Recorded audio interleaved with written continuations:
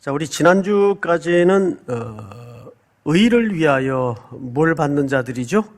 8번째 복이었죠? 박해를 받는 자. 박해를 받는 자. 우리 지난주 본문을 한번 좀 보십시다. 10절. 의를 위하여 박해를 받는 자는 복이 있나니 무엇이 그들의 것임입니까? 천국이 그들의 것임이라. 나로 말미암아 너희를 욕하고 박해하고 거짓으로 너희를 거슬러 모든 악한 말을 할 때에는 너희에게 복이 있다. 그리고 이제 오늘 본문이 이어지는데, 여러분 사실 오늘 본문은 팔복의 모든 내용을 사실상 결론 짓는 매우 중요한 부분이 되겠습니다. 물론 주제는 간단해요. 그냥 소금으로 살아라, 빛이 되라, 이렇게 하면은 매우 단순한 이제 메시지가 될 텐데, 이 속에는 종말론적인 메시지와 또 현재 일상을 살아가는 우리 그리스도인들에게 주는 이중적 메시지가 있단 말이에요. 그래서 그런 차원에서 일단 오늘 본문을 좀 접근해 보겠는데요. 전제를 반드시 할 게 하나 있습니다. 그게 뭐냐면, 마태복음은 마태라는 기자가 무슨 관점에서 항상 글을 쓰고 있는가를 본문을 읽을 때마다 확인을 해야 돼요. 마태복음은 마태라는 기자가 구약을 잘 이해하고 구약의 배경에 익숙한 유대인들을 대상으로 썼다는 책인 것을 놓쳐서는 안 됩니다. 그래서 이 마태복음은 아주 사복음 중에서도 매우 구약과 밀접한 관계를 가져야만 해석이 가능한 그런 책이기 때문에 여러분들이 오늘 좀 구약의 성경을 몇 구절 함께 보면서 오늘 도대체 이 소금으로 빛으로라는 이 뻔한 주제 같아 보이는 이 메시지가 오늘 현대인들에게 또 거슬러 올라가서 2000년 전 유대인들에게 어떤 메시지였는가를 같이 참고해 보도록 하겠습니다. 우선 13절을 보도록 하십시다. 너희는 세상의 수금이니, 이렇게 돼 있어요. 자, 여기에서도 우리가 너무나 많은 주제가 녹아져 있어요. 그러면 여기서 너희는 누구를 가리킬까요? 너희는 그랬어요. 오늘 설교 듣고 있는 우리를 이야기하겠지. 그런데 항상 이 글을 쓰고 있는 마태 입장에서 이해를 한다면, 또 더 들어가서 성경 안에 너희는 이 말을 하고 있는 분은 누굽니까? 예수님이란 말이에요. 그러면 예수님이 지금 팔복을 쭉 설명하시다가 사실상 결론을 짓고 있는 부분인데, 앞에 문맥에서 방금 어떤 자들에게 팔복을 말씀하셨죠? 제자들과, 오늘 우리식으로 얘기하면 그리스도인들을, 그리고 어떤 그리스도인들이죠? 박해받고 있는 그리스도인들을 얘기합니다. 이해가 돼요, 여러분?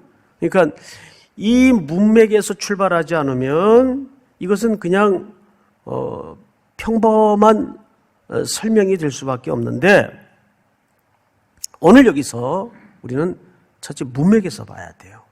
그리고 그 당시 첫 번째 독자가 누군가를 염두에 둬야 됩니다. 근데 앞에 우리가 읽어보니까 지난주 설교의 대상이에요.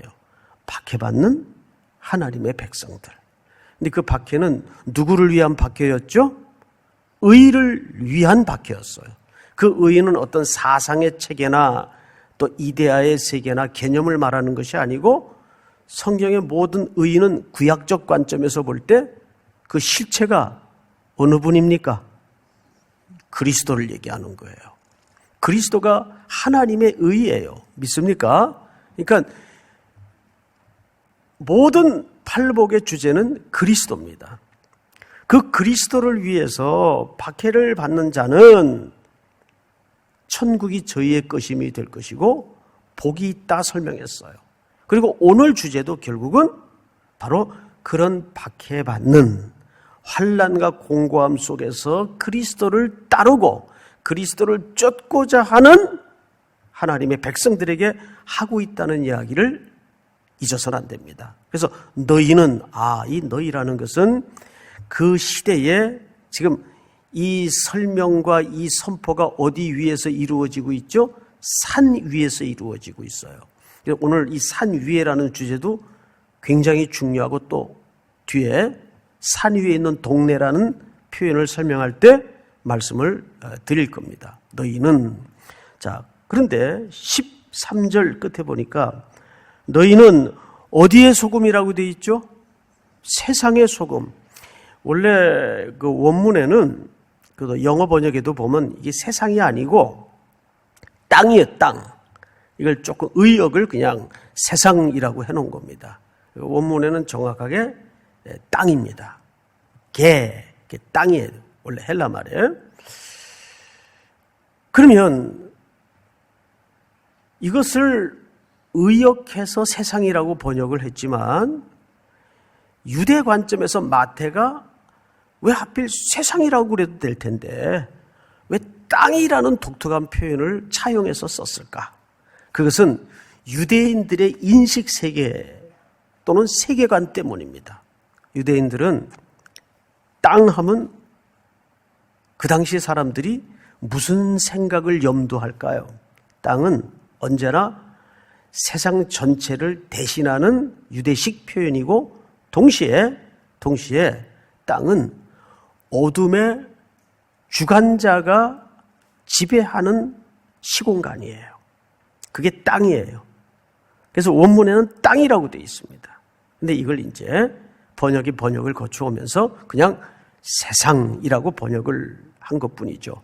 어쨌든 우리가 의미상으로는 크게 다르지 않다는 거죠. 자, 그러면 여기서 중요한 게 뭐냐 하면 너희는 소금이다 그 말이에요. 근데 교회에서 소금이 되라는 말입니까? 세상에서 소금이 되라는 말입니까? 그렇습니다. 이 전선을 우리가 헷갈려서는 안 돼요. 우린 교회의 소금이 되어서는 안 돼요. 소금통 안에 소금끼리만 뭉쳐 있어가지고 뭐 어떡하겠다는 거예요. 그게 무슨 의미가 있을까요? 이 소금은 골고루 뿌려지고 흩어져서 적소, 적재, 쓰여져야 돼요. 그래서 너희는 박해받는 그리스도인들을 얘기하는 거예요. 어디의 소금이라고요? 예, 세상의 소금이라고요. 일터에서 소금이 돼야 되고 특별히 집에서 소금이 돼야 되고 가정에서 소금이 돼야 되고 친구들과의 관계 속에서 소금이 돼야 되고 우리끼리만의 즐거움이 되어서는 우리는 그 기능을 제대로 역할을 못하고 있다는 뜻도 됩니다. 자, 그러면 이제 오늘 본 주제인 소금으로 좀 들어가십시다. 이 소금은 로마 시대에는 군인들 월급으로도 줬어요. 그게 무슨 말이 됩니까? 글을 보니까 로마 시대에는 군인들 월급으로도 줬어요. 셀러리. 그만큼 소금이 고대 시대에서부터 그 중요도에 대해서 돈의 가치만큼 사람들에게도 어떤 존재라는 얘기예요? 중요한 존재라는 얘기예요. 자, 그런데 이 성경에서 소금의 용례를 우리가 좀 볼 텐데요. 자, 너희는 세상의 소금이니 그랬어요. 자, 우선 소금의 용도를 좀 보십시다. 두 가지입니다. 크게 두 가지예요. 그 외에도 여러 가지 용도가 있겠지만 첫째, 부패를 방지합니다. 썩는 걸 방지해요. 두 번째 뭘까요? 맛을 내요. 그런데 성경을 좀 몇 군데 찾겠습니다. 우리 마가복음 9장을 한번 좀 띄워주세요. 소금은 좋은 것이로되 만일 소금이 그 맛을 잃으면 무엇으로 이를 짜게 하리요? 너희 속에 소금을 두고 서로 뭐하라? 예. 그래서 이 소금을 무슨 소금이라고 하냐 하면 언약의 소금이라고 해요. 그러니까 소금의 기능은 변하지 않게 하는 거예요. 그러니까 언약을 맺을 때 소금을 두고 맺어요. 그러니까 소금은 뜻밖에도 성경 속에 하나님의 언약을 영원성을 강조하고 사용할 때, 메시지화할 때 뭘 두고? 소금을 두고 서로 화목하라. 자, 골로새서 4장을 한번 볼까요? 다 같이 시작. 너희 말을 항상 은혜의 가운데서 소금으로 맛을 냄과 같이 하라. 그리하면 각 사람에게 마땅히 대답할 것을 알리라. 이것은 우리의 언어를 통해서 적절한 말, 금쟁반의 사과와 같은 말. 자, 또 한 군데 좀 볼까요? 레위기서를 한번 띄워주세요. 네 모든 소재물에 뭘 치라? 소금을 치라. 네 하나님의 무슨 소금이요? 언약의 소금을 네 소재에 빼지 못할지니 네 모든 제물에 또 뭐를 드릴지니라? 그러니까 놀랍게도 소금이 제사 행위를 할 때 소금이 쓰여져요. 그 다음에 성경 한 군데를 더 보겠습니다. 오늘 본문을 좀 보십시다. 오늘 본문 시선을 돌려서 너희는 세상의 소금이니 소금이 만일 그 맛을 잃으면 무엇으로 짜게 하리요? 이 말의 그 아이러니 속에 참 기맥힌 예수님의 촌철살인의 메시지가 감춰져 있어요. 자, 소금은 그 존재 자체가 어떤 성격을 갖고 있는가 하면 이타적 성격을 갖고 있어요. 그렇죠? 이타적이라는 것은 무언가를 위해서 뿌려지고 쓰여지고 녹아질 때 그 소금은 기능이 드러나요. 맞죠? 그런데 그 소금 자체의 소금의 짠 맛을 잃어버리면 그때는 그 소금을 뭘로 짜게 할까요? 그러면 지금 이 말이 갖는 의미가 뭐며 예수님이 이 말을 왜 이렇게 무리하게 억지를 부리실까? 제가 읽다가 보니까 이럴 수는 없는데 예수님이 조금 억지를 부리시는 것 같아요. 여러분은 그렇게 생각이 안 드세요? 어떻게 소금이 맛을 잃어요? 지금 제 그 설명 방식이 가능하다는 얘기입니까? 불가능하다는 얘기입니까? 에? 소금이 맛을 잃는 게 가능하다는 얘기예요? 불가능하다는 얘기예요? 불가능하다는 얘기예요. 소금이 맛을 잃는 것은 불가능하다는 것을 사실상 설명하고 싶은 거예요. 그 말은 우리에게 주는 엄청난 무게감으로 다가와야 이 메시지를 이해한 겁니다. 이 설명을, 이 본문의 의도를 이해한 겁니다. 그렇다면 이게 우리들에게 적용이 돼 보세요. 우리들에게 적용이 될 때 우리는 절대 무엇으로 살 수밖에 없는 존재들이라는 설명이 됩니까? 예? 그렇죠. 우리는 맛을 잃을 수가 없고 하나님의 백성 아니에요. 지금 이 산 위에서 백성들을 앉혀놓고 이 설명을, 이 설교를 하시는 예수님이 이 설교를 누구에게 하고 있냔 말이에요. 그리스도의 제자들에게 하고 있단 말이죠. 그 제자 공동체는 오늘날 어느 공동체의 샘플이었습니까? 교회는 그리스도인들의 모임입니다. 그렇다면 이 말은 소금이 맛을 잃는 것은 불가능하다는 얘기예요. 뒤집어 얘기하면 이 땅에 세워진 하나님의 교회는 또 그 교회를 구성하여 이루고 있는 그리스도인들은 맛을 잃을 수가 없다는 거예요. 그것은 잃어서는 안 된다는 얘기 강조보다 더 본질적인 얘기입니다. 이미 우리는 뭐란 얘기입니까? 소금이라는 얘기예요. 어떻게 소금이 맛을 잃을 수 있느냐? 그건 불가능하다. 왜?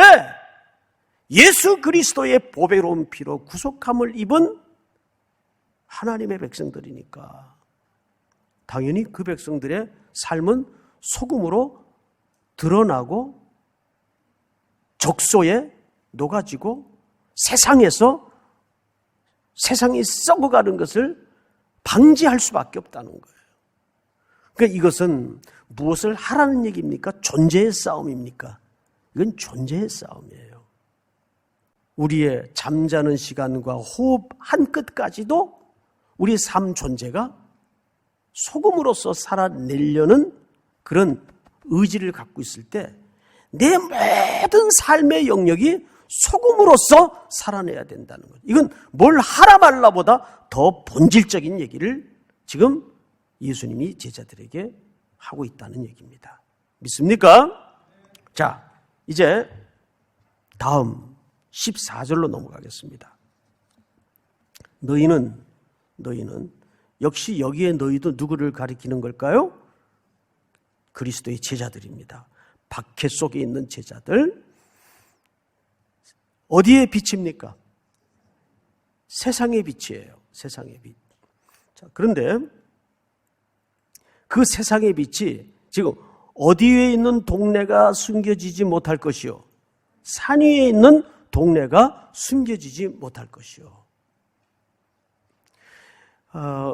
제가 서론 부분에 분명히 이런 설명을 드렸어요. 예수님은 마태라는 기자의 손을 통해서 이 마태복음 5장이 기록될 때 뭘 염두에 두고 이 말씀을 하셨는가를 1세기 유대인들의 관점에서 이해를 하면 우리 이사야서 2장을 한번 띄워주실까요?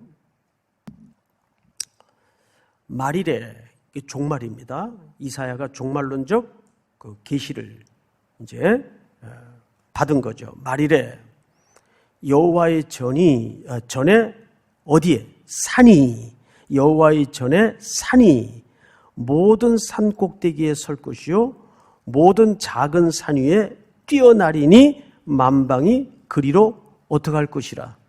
모여들 것이라.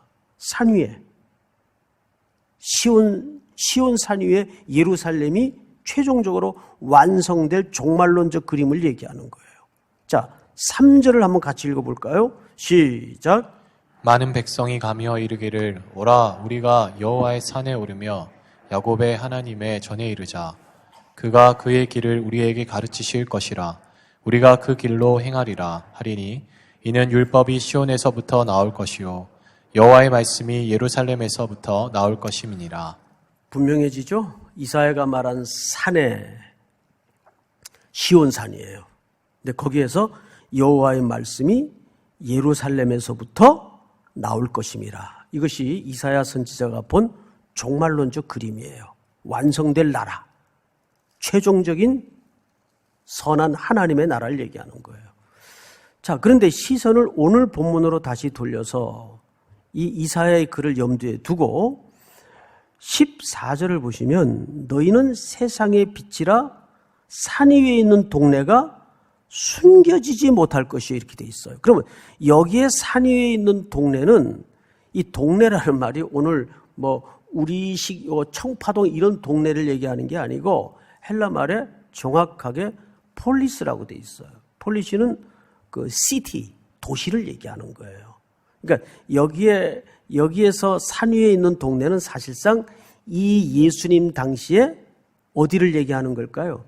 예루살렘을 얘기하는 거예요. 그러면 그 당시 예루살렘은 부정적인 의미일까요? 긍정적인 의미일까요? 예? 부정적인 의미죠. 뭘로? 이중성과, 그래서 오죽했으면 성전을 예수님께서 요한복음 2장에서 어떻게 하셨어요? 엎으셨어요. 그리고 이 성전 헐자 그랬어요. 내가 사흘 만에 지으리라. 그래서 자기 육체를 가리켜 하신 말씀이로라. 그것을 모형하는 그림이 예루살렘의 성전이에요. 이 성전은 당시에 종교 패권자들에 의해서 온갖 인간성을 짓밟고 착취하는 만행이 벌어지고 있는 공간이 성전이었어요. 자, 빛이라는 개념은 여기서 선한 개념입니까? 나쁜 개념입니까? 선한 개념이에요. 그러면 산 위에 있는 동네는 예루살렘 성을 얘기하는데 여기서 예루살렘 성은 대조로 등장을 한단 말이에요. 빛의 반대 개념으로 등장을 한단 말이에요. 그것이 다 드러날 것이다. 드러나서 그 산 위에 있는 동네, 그 예루살렘이 이사야 선지자가 예언했던 그 종말적 예루살렘으로 완성될 것이다. 참된 예루살렘으로 완성될 것이다. 그 얘기를 여기에 담아내고 싶었던 거죠. 예수님이 이 설교를, 이 선포를 어디서 하고 있는가를 이해하셔야 돼요. 어디서 하고 있어요? 산 위에서. 산 위에서. 그래서 교회는 오늘날에도 이 산 위의 기능을 잃어서는 안 돼요. 산 위에 비추이는 빛 속에 드러나지 않을 것이 없어요. 다 드러납니다. 그리고 그곳을 비춰야 돼요. 어디서든지 바라볼 수 있도록 이 빛으로 나올 수 있도록 그곳을 비춰야 돼요. 그러면 이제 우리는 조금 더 들어가서 결론입니다. 이 빛이 뭐냐 그 말이에요. 우리의 선행일까요? 윤리적 삶일까요? 물론 그러한 삶의 내용들을 포함하고 있겠죠. 그런데 16절을 보십시다.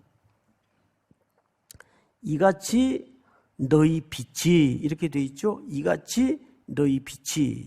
근데 원문을 보니까 이 부분이 주의하는 과정에서 조금 우리말 번역에 틀린 번역은 아닌데 아쉬운 점이 뭐냐면 이걸 사역하면 이렇게 사역할 수가 있습니다.